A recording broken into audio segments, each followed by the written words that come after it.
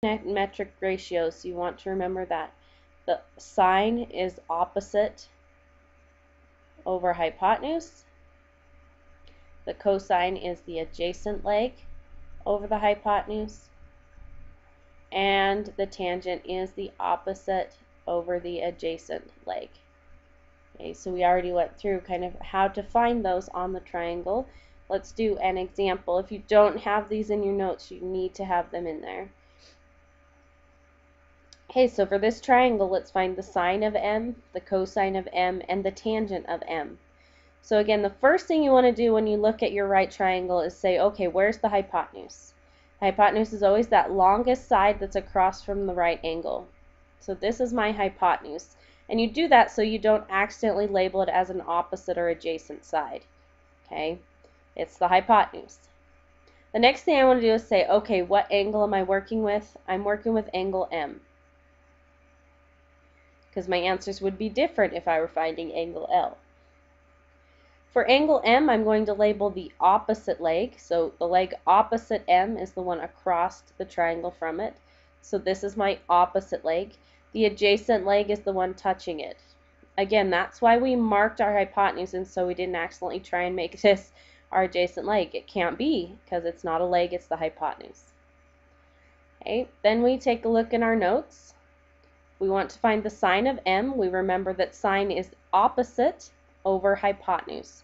So for angle M, the opposite leg is length 6, and the hypotenuse is length 10. Go ahead and reduce that. 6/10. If we divide top and bottom by 2, we end up with 3/5. The cosine of M. Okay, so for angle M, we have adjacent over hypotenuse is how we find cosine. So the adjacent leg, the one touching angle M, is length 8 over the hypotenuse of 10. Again, I'm going to reduce that. Just reducing fraction there. And finally, the tangent. Now the tangent of an angle, remember, is opposite over adjacent.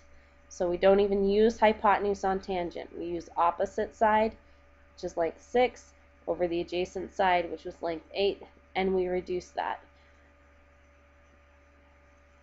2 goes into 6 3 times, and 2 goes into 8 4 times. So we end up with 3/4. So there is our sine, cosine, and tangent for angle M.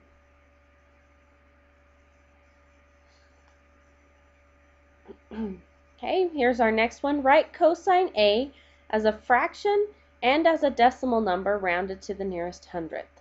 So again, here is my triangle. Where is my hypotenuse? Well, it's that long slanted side across from the right angle. Okay, there's my hypotenuse. What angle are we working with? We're working with angle A. So there's the angle we're working with. So where would the opposite leg be? It would be the one across the triangle from angle A. So this is opposite for angle A. Adjacent is the leg touching angle A. So this is my adjacent leg. Then we say, okay, what is cosine equal to? Cosine is adjacent over hypotenuse. Hopefully you have that once again in your notes. Okay. So for angle A, the opposite leg is length 12. The hypotenuse, which is why we would not use that. We're finding cosine. I don't know what I'm doing.